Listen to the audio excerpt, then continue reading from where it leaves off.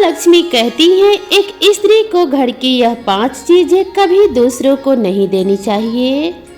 आज हम आपको माँ लक्ष्मी की एक प्राचीन कथा सुनाने जा रहे हैं। इस कथा के माध्यम से आपको पता चल जाएगा कि एक स्त्री को अपने घर की कौन सी चीजें दूसरों को नहीं देनी चाहिए। जो भी स्त्री यह चीजें दूसरों को दे देती है, माँ लक्ष्मी उसके घर को छोड़कर चली जाती है। इसीलिए दोस्तों, आप इस कथा को पूरा जरूर सुने, क्योंकि आधा अधूरा ज्ञान घातक होता है। जो भी इस कथा को पूरा सुनता है, माँ लक्ष्मी उसकी झोली खुशियों से भर देती है। तो चलिए बिना देरी किए आपको यह प्राचीन कथा सुनाते हैं। दोस्तों, पूर्व काल की बात है। एक अत्यंत शोभायमान नगरी थी। उस नगरी में एक सुकन्या नाम की स्त्री अपने पति और अपने सास ससुर के साथ निवास किया करती थी। सुकन्या एक पतिव्रता नारी थी, जो सत्य धर्म का पालन करने में तत्पर और गृह कार्य में दक्ष थी। सुकन्या का स्वभाव अत्यंत दयालु था। वह सदैव दूसरों की सहायता किया करती थी। सुकन्या का पति संजय एक वैश्य था। उसकी अनाज की दुकान थी। वह बाजार में लोगों की जरूरत की चीजें बेचा करता था। सुकन्या अपने पति से बहुत अधिक प्रेम करती थी। वह अपने पति को ही परमेश्वर मानकर उसकी सेवा करती थी। सुकन्या नित्य पति से पहले जागती थी। अपने घर के आंगन को स्वच्छ करती थी। फिर रंगोली बनाकर आंगन की सजावट करती थी। उसके बाद वह अपने घर को स्वच्छ करती। फिर स्नान आदि कार्य संपन्न करके वह तुलसी को जल देती थी और देवी देवताओं का पूजन करती थी। इस प्रकार से वह रोज अपने नित्य कर्म करती थी। सुकन्या ने कभी किसी का अनादर नहीं किया। वह सभी के साथ मधुर वाणी में बातें करती थी। सभी लोग सुकन्या को देखकर कहने लगे थे कि यह तो साक्षात लक्ष्मी के समान गुण वाली स्त्री है। यह अपने परिवार का कितने अच्छे से ख्याल रखती है। इसके अलावा सुकन्या दान धर्म करते समय कभी अपने हाथ पीछे नहीं खींचती थी। उसके द्वार पर जो भी याचक आता, वह उसे दान दिए बगैर नहीं भेजती थी। उसके द्वार से कोई खाली हाथ नहीं जाता था। जो भी भूखा उसके द्वार पर आता, तो वह भरपेट भोजन करके ही लौटता था, जिससे उसके द्वार पर आए हुए सभी याचक अत्यंत प्रसन्न होकर उसे आशीर्वाद देकर लौट जाते थे। इतना ही नहीं, सुकन्या अपने पड़ोसियों की भी सहायता किया करती थी। उसके पड़ोस में जो भी गरीब और दुखी लोग रहते थे, उन्हें भी वह नित्य भोजन दिया करती थी। पड़ोसियों की जो चीजें लगती, सुकन्या बिना विचार किए ही दे दिया करती थी, जिस कारण से सुकन्या के पड़ोसी भी उसका बहुत अधिक सम्मान करते थे। वह कहते थे, आहो, यह सुकन्या तो साक्षात देवी है। देवी साक्षात माँ अन्नपूर्णा ने ही सुकन्या के रूप में जन्म लिया है। लोग जब भी सुकन्या की प्रशंसा करते, तो वह सभी उसके विषय में अच्छी बातें ही करते। लेकिन लोगों की बातों को सुनकर भी सुकन्या ने कभी घमंड नहीं किया। वह उन सभी से आदर और सम्मान से ही बातें किया करती थी। फिर एक दिन की बात है, सुकन्या की एक पड़ोसन उसके घर पर आती है। सुकन्या उसका स्वागत करती है और बड़े प्रेम से उससे कहती है कि आज किस कारण से तुम्हारा मेरे घर पर आगमन हुआ है। यदि कोई वस्तु चाहिए तो मुझसे मांग लो, मैं तुम्हारी अवश्य मदद करूंगी। सुकन्या की पड़ोसन कहती है कि हे सुकन्या बहन, आज मेरे घर पर बहुत से रिश्तेदार आए हैं। उनके लिए मैं भोजन बना रही हूँ। इसीलिए मैं तुम्हारे पास रोटी बनाने के लिए चकला, बेलन और तवा मांगने आई हूँ। यदि तुम कुछ समय के लिए मुझे चकला, बेलन और तवा दे दोगी, तो तुम्हारी बड़ी कृपा होगी। मैं काम हो जाने के बाद तुम्हें जल्दी ही लौटा दूंगी। सुकन्या कहती है कि हे बहन, इसमें क्या बड़ी बात है, अभी मुझे चकला बेलन की आवश्यकता नहीं है, इसीलिए तुम मेरा चकला बेलन और तवा ले जा सकती हो। रुको, मैं तुम्हें अभी लाकर देती हूँ। फिर सुकन्या रसोई घर में जाती है और रसोई घर से चकला बेलन और तवा लाकर उस पड़ोसन को दे देती है। तब पड़ोसन कहती है कि हे बहन, तुम्हारा बहुत बहुत धन्यवाद, आज तुमने मेरा काम सफल कर दिया है। अपने मेहमानों को भोजन कराकर मैं तुम्हारा चकला बेलन जल्दी से लौटा देती हूँ। सुकन्या कहती है कि हे बहन, चिंता की कोई बात नहीं है, जब तुम्हारा कार्य पूर्ण हो जाएगा तब तुम मुझे लौटा देना। फिर वह पड़ोसन सुकन्या का चकला बेलन और तवा लेकर चली जाती है। कुछ समय बाद एक अन्य स्त्री सुकन्या के घर पर आती है। सुकन्या उसका भी प्रेम से स्वागत करती है और पूछती है, संकोच न करो और बताओ तुम्हें मुझसे क्या चाहिए, मैं तुम्हारी मदद जरूर करूंगी।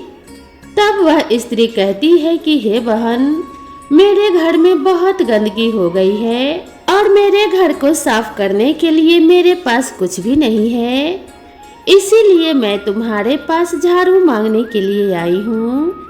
यदि तुम्हें कोई समस्या ना हो तो कृपया करके मुझे अपने घर की झाड़ू दे दो, मैं अपना घर साफ करके तुम्हें झाड़ू लौटा दूंगी। सुकन्या बिना विचार किए ही कहती है कि हे बहन, बस झाड़ू ही तो है, इसमें क्या समस्या हो सकती है, तुम रुको, अभी मैं तुम्हें अपने घर की झाड़ू लाकर देती हूँ। इतना कहकर सुकन्या घर के अंदर जाती है और झाड़ू लेकर आती है और उस स्त्री को दे देती है। वह स्त्री सुकन्या के घर की झाड़ू लेकर चली जाती है। फिर कुछ देर बाद एक अन्य स्त्री सुकन्या के घर पर आती है। सुकन्या उसका भी बड़े प्रेम से स्वागत करती है।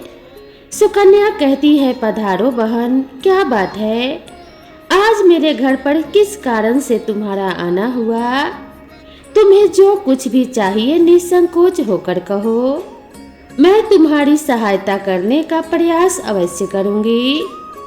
तब वह स्त्री कहती है कि हे सुकन्या बहन, तुम बड़ी दयालु हो, मैंने तुम्हारे बारे में बहुत सुना है और तुम सभी की मदद करती रहती हो, इसीलिए मैं तुम्हारे पास एक छोटी सी मदद मांगने के लिए आई हूँ।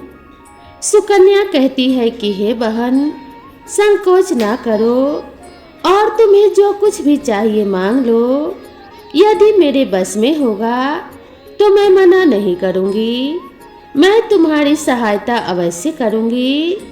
तब वह स्त्री कहती है कि हे सुकन्या बहन, आज मेरी बेटी को देखने के लिए लड़के वाले आ रहे हैं, इसीलिए मैं चिंता में हूँ, मेरे पास पहनने के लिए एक भी गहना नहीं है, तो मैं अपने बेटी को क्या दूँ, उसके पास पहनने के लिए अच्छे वस्त्र भी नहीं है, इसीलिए कृपया करके आप मुझे थोड़े गहने और वस्त्र उधार में दे दीजिए, केवल एक दिन के लिए, जब लड़के वाले देखकर चले जाएंगे तो मैं तुम्हारे गहने लौटा दूंगी।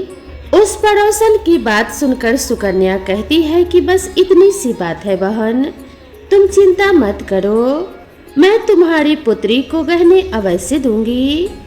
तुम्हारी पुत्री मेरी छोटी बहन के जैसी है, उसकी सहायता मैं अवश्य करूंगी। मैं अभी तुम्हें मेरे गहने और साड़ी देती हूँ, जिसे पहनकर तुम्हारी पुत्री राजकुमारी लगेगी।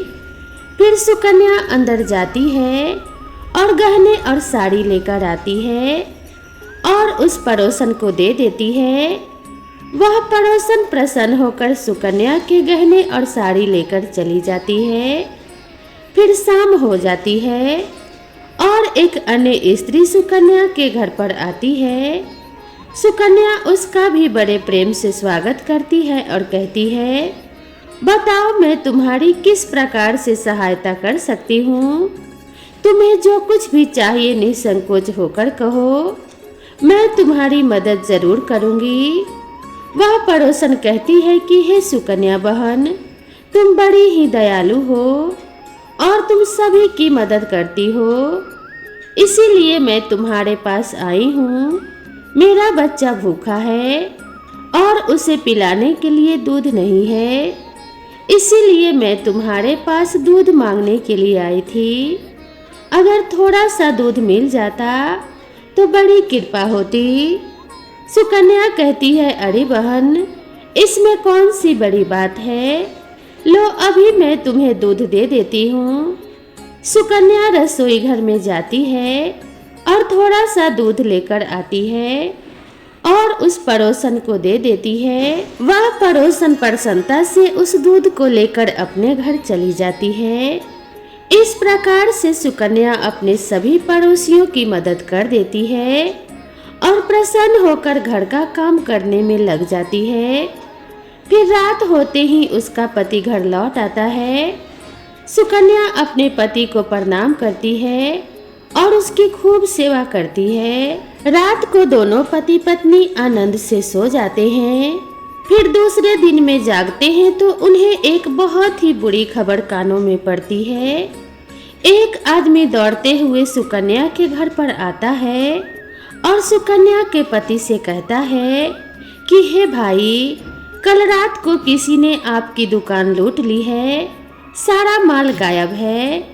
सुकन्या का पति एकदम से घबरा जाता है और दौड़ते हुए अपने दुकान पर जाता है तो देखता है कि उसका सारा माल किसी ने लूट लिया है।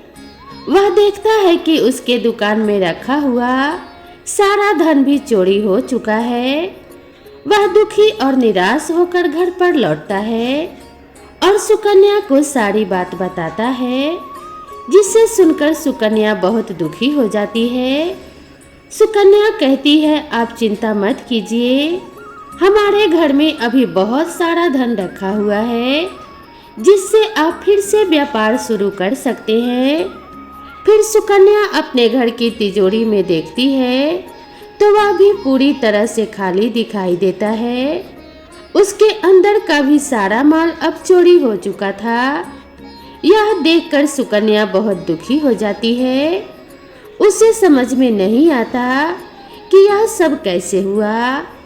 सुकन्या का पति उस पर बहुत क्रोधित हो जाता है और पूछता है, सुकन्या सच सच बताओ, हमारे घर के अंदर रखा हुआ सारा पैसा कहाँ गया? सुकन्या कहती है कि हे स्वामी, मैं घर पर ही थी, सारा धन तिजोरी में ही था, किसने इसे चुरा लिया पता नहीं।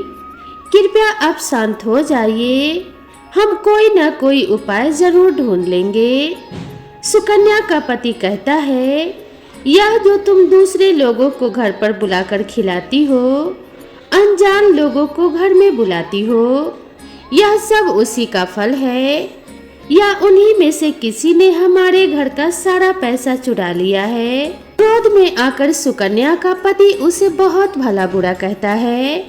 सुकन्या की सास भी उसे बहुत कोसती है और कहती है, तुम ही पड़ोसियों को घर की चीज देती रहती हो, बिना सोचे किसी की भी मदद कर देती हो, उन्हीं में से किसी ने सारा पैसा चुरा लिया है।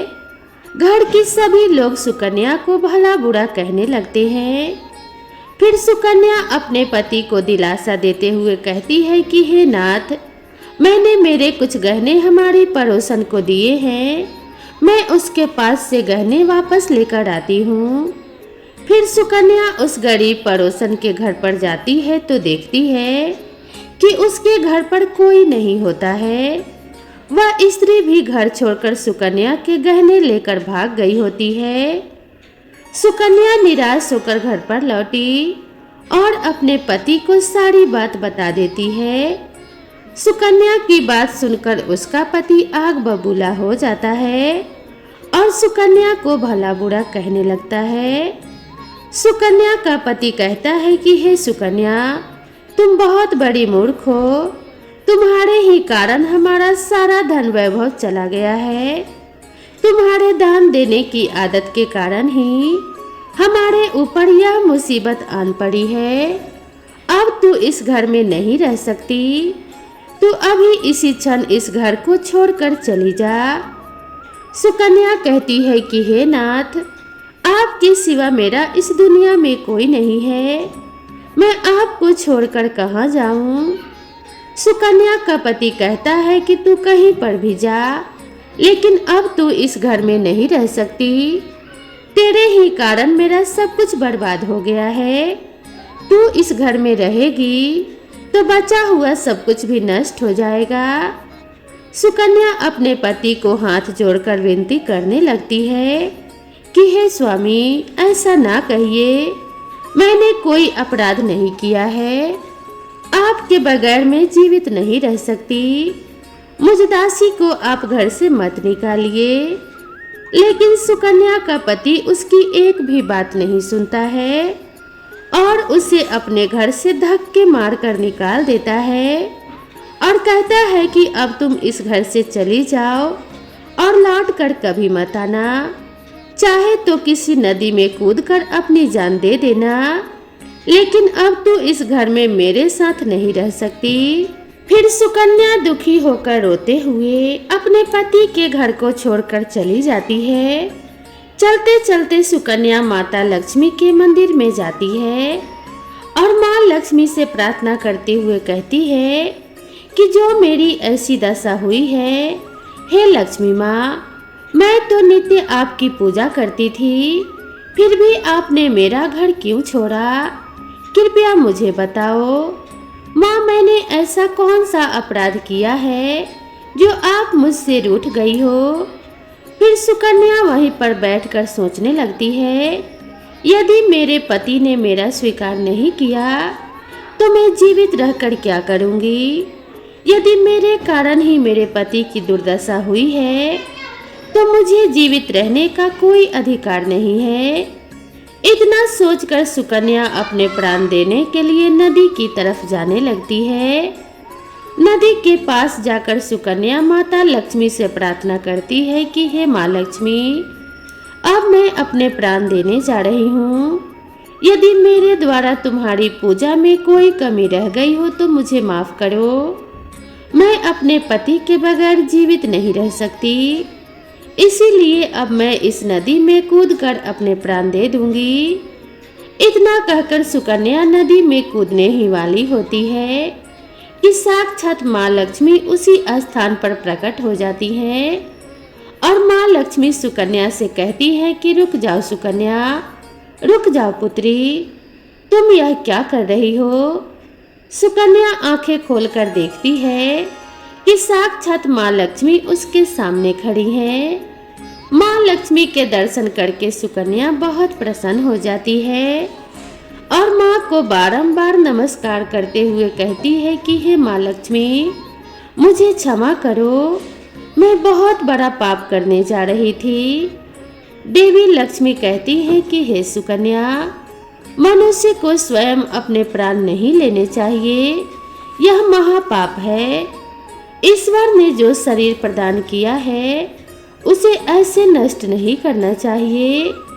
सुकन्या कहती है कि हे माँ, मैं विवश हूँ, मेरे पति ने मेरा त्याग किया है और स्त्री को अपने पति को छोड़कर नहीं रहना चाहिए। मैं अपने पति को छोड़कर जीवित नहीं रह सकती, इसी कारण से अपने प्राण देने जा रही हूँ। देवी लक्ष्मी कहती है कि हे सुकन्या, मैं सब कुछ जानती हूँ और यह भी जानती हूँ कि तुम्हारे पति ने तुम्हारा त्याग क्यों किया है। यह सब तुम्हारी ही भूल के कारण हुआ है। तुमने अनजाने में कुछ ऐसी चीजों का दान किया था जिस कारण से मुझे तुम्हारा घर छोड़कर जाना पड़ा। जो भी स्त्री अपने घर के इन चीजों को दूसरों को दे देती है, उनके घर में मेरा वास नहीं होता है। मैं उन वस्तुओं के साथ ही उनका घर छोड़कर चली जाती हूँ। तब सुकन्या कहती है कि हे माँ, ऐसी वह कौन सी वस्तुएं हैं, कृपया आप मुझे बताइए। देवी लक्ष्मी कहती है कि हे पुत्री, अब तुम ध्यान से सुनो, मैं तुम्हें उन चीज़ों के बारे में बताती हूँ जो किसी भी स्त्री को दूसरों को नहीं देनी चाहिए। इन चीजों का दान करने पर मैं उस घर को छोड़कर चली जाती हूँ। हे सुकन्या, सबसे पहली वस्तु है चकला।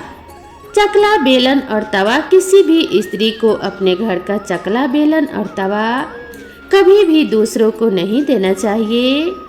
रसोई घर में इन वस्तुओं का महत्व सबसे अधिक होता है। इन वस्तुओं की पवित्रता सदैव ही बनी रहनी चाहिए। इन्हीं वस्तुओं से भगवान विष्णु को प्रसाद बनाया जाता है और तवे पर बनी पहली रोटी भी गाय को खिलाई जाती है। इसीलिए इन वस्तुओं को हमेशा स्वच्छ और शुद्ध रखना चाहिए। दूसरों को देने पर यह अपवित्र हो सकती है और फिर इनका उपयोग करना अशुभ फल प्रदान करता है। इसीलिए सुकन्या, तुमने अपने रसोई के घर के चकला, बेलन और तवा अपनी पड़ोसन को देकर सबसे बड़ी भूल की है। आगे माँ लक्ष्मी कहती हैं कि हे सुकन्या, अब तुम दूसरी वस्तु के विषय में सुनो। तुमने अपनी पड़ोसन को अपने घर में रखी हुई झाड़ू ही दे दी, जिस वस्तु में मेरा सदैव वास होता है। जो वस्तु मुझे सबसे अधिक प्रिय है, तुमने उसे ही दूसरे को दे दिया, तो फिर मैं तुम्हारे घर में कैसे ठहरती। हे सुकन्या, जो स्त्री अपने घर की झाड़ू दूसरों को दे देती है, मैं उसके घर को त्याग देती हूँ। झाड़ू से घर की स्वच्छता की जाती है और जहाँ पर स्वच्छता होती है उसी स्थान पर मेरा वास होता है। ध्यान में रखना सुकन्या, घर में झाड़ू को हमेशा छुपा कर रखना चाहिए। झाड़ू पर बाहरी व्यक्ति की दृष्टि भी नहीं पड़नी चाहिए। झाड़ू एक अत्यंत पवित्र वस्तु है, इससे पैर भी नहीं लगाना चाहिए। माँ लक्ष्मी कहती है कि हे सुकन्या, अब तुम तीसरी वस्तु के विषय में सुनो, जो एक स्त्री को कभी दूसरों को नहीं देनी चाहिए। वह वस्तु है आभूषण। एक स्त्री को अपने आभूषण कभी अन्य महिला को नहीं देने चाहिए। मैं सदैव ही आभूषणों में वास करती हूँ। स्त्री के 16 श्रृंगार में गहनों का बहुत अधिक महत्व होता है। एक विवाहित स्त्री को अपने आभूषण कभी अन्य स्त्री को पहनने के लिए या फिर उधार नहीं देने चाहिए। जो स्त्री अपने आभूषण अन्य स्त्रियों को दे देती है, उसके जीवन में दुर्भाग्य आता है। हे सुकन्या, अब मैं तुम्हें चौथी वस्तु के विषय में बताती हूँ। किसी भी मनुष्य को शाम हो जाने के बाद कभी भी सफेद रंग की वस्तुओं का दान नहीं करना चाहिए, किंतु तुमने शाम के समय दूध का दान किया था। शाम को दूध का दान करने से जीवन में दुर्भाग्य आता है। शाम को सफेद रंग की चीज का दान करने से मनुष्य के जीवन में अशुभ फलों की प्राप्ति होती है। माँ लक्ष्मी कहती है कि हे सुकन्या, मैंने तुम्हें सभी वस्तुओं के बारे में बता दिया है जिनका कभी दान नहीं करना चाहिए। यह वस्तुएं कभी दूसरों को उधार में अथवा उपयोग के लिए भी नहीं देना चाहिए। सुकन्या कहती है कि हे माँ लक्ष्मी, मुझसे बड़ी भूल हो गई है। मैं इन बातों से अनजान थी। कृपया मुझे क्षमा करो और अब मुझे प्रायश्चित करने का उपाय बताओ। देवी लक्ष्मी कहती है कि हे सुकन्या, तुमने प्रायश्चित पहले ही कर लिया है, इसीलिए अब तुम अपने घर लौट जाओ। मैं तुम्हें तुम्हारा संपूर्ण वैभव और धन संपत्ति लौटा देती हूँ। इतना कहकर माँ लक्ष्मी उस स्थान से अंतर्ध्यान हो जाती है। फिर सुकन्या भी माँ लक्ष्मी को धन्यवाद करती है और उस स्थान से घर की तरफ जाने लगती है। तभी उसका पति ढूंढते हुए उसकी तरफ आ रहा होता है। वह सुकन्या के पास आकर उससे क्षमा मांगता है और कहता है कि हे सुकन्या, मुझे माफ करो, मैंने तुम्हें बहुत भला बुरा कहा था। तुम तो साक्षात देवी के समान हो। माँ लक्ष्मी की कृपा से हमें हमारा सारा धन वैभव वापस मिल गया है। जिन लोगों ने हमारा धन लूटा था उन सभी ने हमारा धन हमें लौटा दिया और तुम्हारा नाम लेते हुए क्षमा मांग ली है। यह सुनकर सुकन्या बहुत प्रसन्न होती है और अपने पति के साथ घर पर लौट जाती है। माँ लक्ष्मी की कृपा से सुकन्या के घर में फिर से सुख समृद्धि का वास हो जाता है और सुकन्या का पति पहले से भी अधिक धनवान होता है। और उसके बाद से सुकन्या ने अपनी घर की यह चीजें कभी दूसरों को नहीं दी। तो दोस्तों, उम्मीद है आपको यह कथा और यह जानकारी ज़रूर पसंद आई होगी। वीडियो पसंद आई हो तो कमेंट बॉक्स में जय माँ लक्ष्मी लिखना ना भूलें और वीडियो को एक लाइक ज़रूर करें। चैनल पर पहली बार आए हैं तो चैनल को सब्सक्राइब करना ना भूलें। तो दोस्तों, मिलते हैं इसी तरह की नई कथा और नई कहानी के साथ। तब तक के लिए नमस्कार।